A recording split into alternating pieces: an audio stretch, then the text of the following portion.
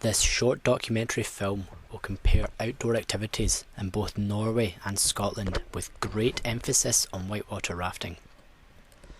Norway is situated in the western part of the Scandinavian peninsula and extends up into the Arctic Circle. Renowned for its distinctive coastline and famous for its fjords, almost 70% of Norway is uninhabitable, covered in mountains, glaciers, moors and rivers.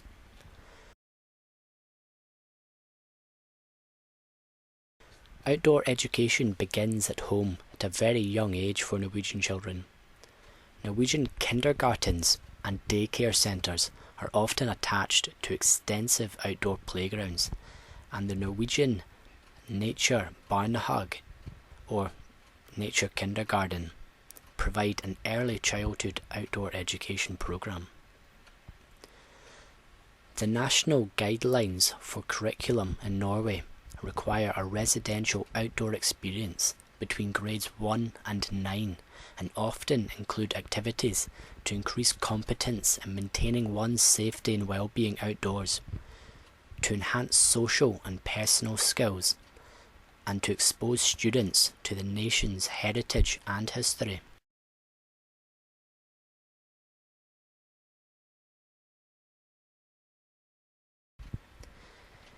Been free to roam their barren land for centuries, this tradition is enshrined in Norway's Outdoor Recreation Act, Lov om Friluftsliv 1957, stating that at any time of the year, outlying property may be crossed on foot with consideration and due caution. The official definition of Friluftsliv reads, living outside in nature and culture, landscape for the purpose of well-being or to gain experience of our natural surroundings without the demands of competition. Friluftsliv is part of the Scandinavian culture. The literal translation of this is free air life, or in other words, life in the open air. Friluftsliv creates a base for environmental consciousness, good health, higher quality of life and sustainable development.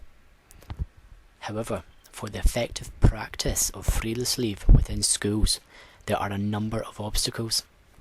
For Friluftsliv to achieve its national aims, time, equipment, finance, location and risk all pose significant complications. The Division for Social Welfare Statistics Norway conduct an annual survey of a respective sample of the population, which includes sport and recreation. The survey does not single out whitewater rafting, but groups it together with paddling with a canoe, kayak, or riverboard. There has been a significant increase in the population surveyed participating in these activities, from 3% in 2001 to 25% in 2011.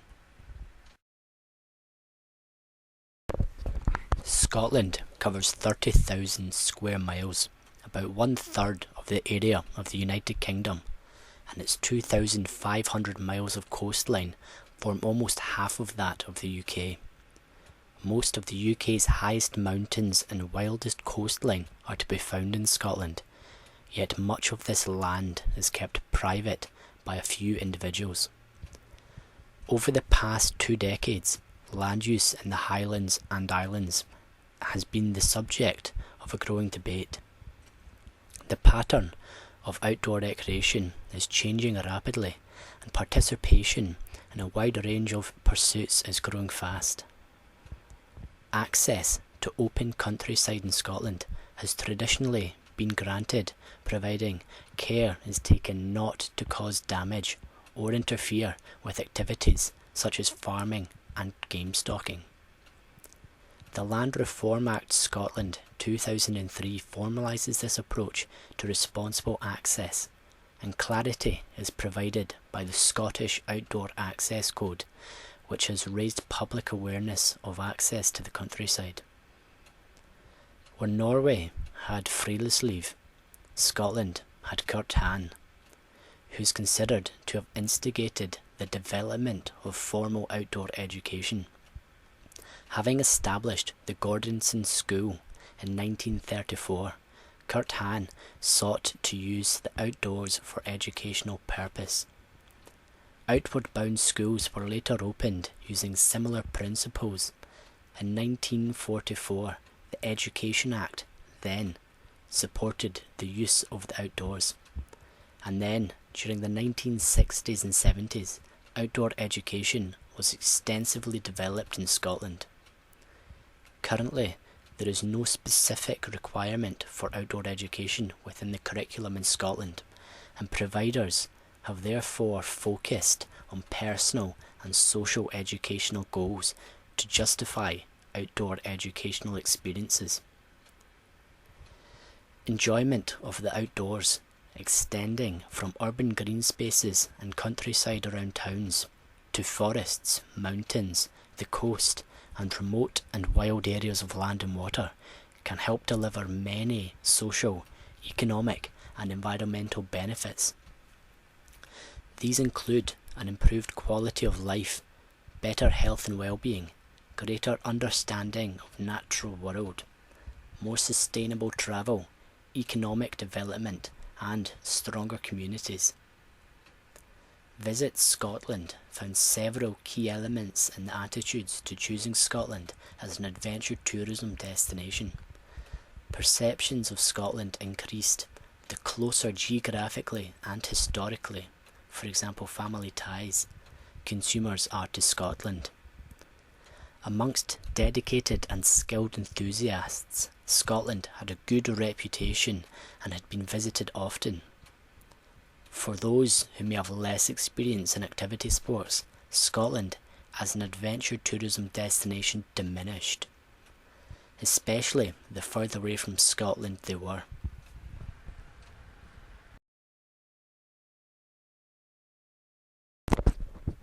Although statistics show rafting as not being a high-risk sport, it is still seen as such.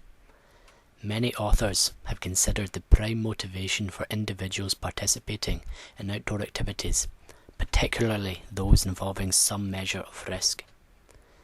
The International Rafting Federation, the IRF, considers that the sport of whitewater rafting has become popular for several reasons. Excitement, relaxation, variety, getting away from it all, a quick fix, or a real expedition, and accessibility, i.e. rivers flowing through towns, are all suggested, and that the economic benefits of generating jobs and stimulating other industries like accommodation, restaurants, and other tourism activities contribute also. However, Erfurt Cooper 2009 says, despite the apparently beneficial effects of river tourism in terms of job creation, infrastructure provision, and stimulation of local businesses, there continues to be a lack of statistical data that can be used to estimate the net economic contribution of the river tourism activities. Because of this gap in data, the current estimates of the contribution of river tourism are vague and fail to provide a reliable data set that can be used for comparison and analysis. Rafting has a social value and a source of free will and perseverance. One of the last strongholds of fair play and respect for opponents, an initiation onto team spirit and camaraderie. Rafting is a sport and recreational pursuit that is accessible to the general public through commercial tourism operators, sport and recreation clubs. Rafting is a low environmental impact activity that creates awareness of conservation and environmental appreciation while showcasing the skill element involved in the sport. Comparison of the outdoor activities in Norway and Scotland shows some similarities in terms of increasing demand for adventure tourism products in general, and for whitewater rafting in particular. Rafting in Norway is undertaken in a number of different locations which are geographically distant, reflecting the larger land area.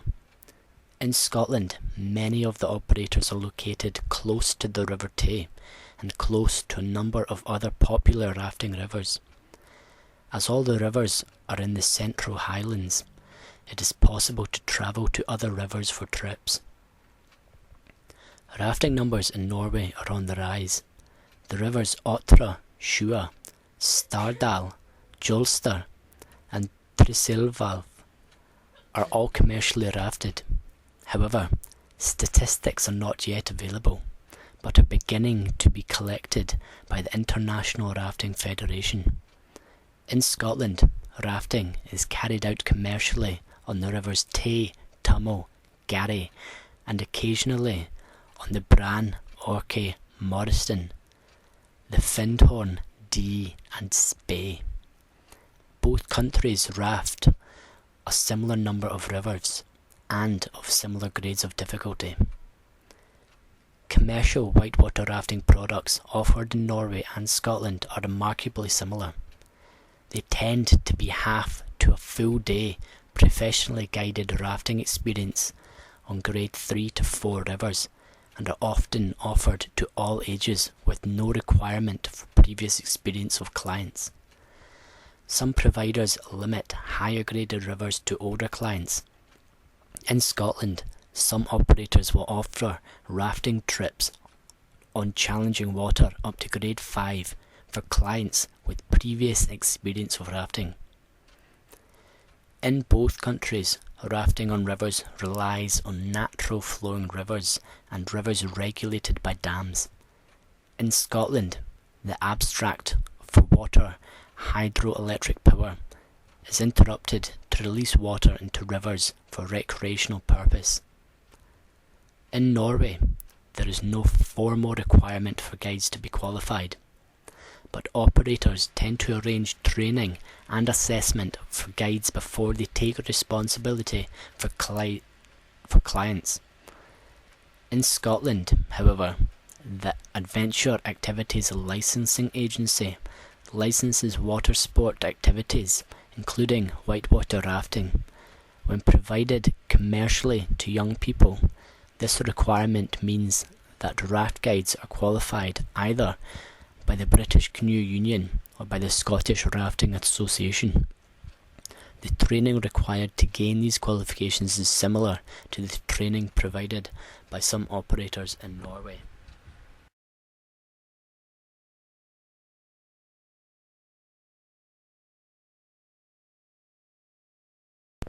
Formal outdoor education is widely available in both countries, particularly in higher education. Although formal outdoor education begins at an earlier age in Norway, with the introduction of forest schools into Scotland, young children are beginning to benefit from this type of education. Norway's Outdoor Recreation Act and the Land Reform Act of Scotland perform similar functions, although the legislation of Norway was 46 years ahead of that of Scotland.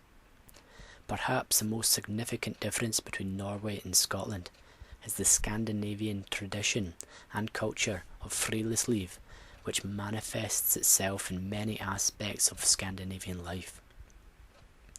Despite these differences in attitude to the outdoors and outdoor education, provision of commercial whitewater rafting is remarkably similar in Norway and Scotland.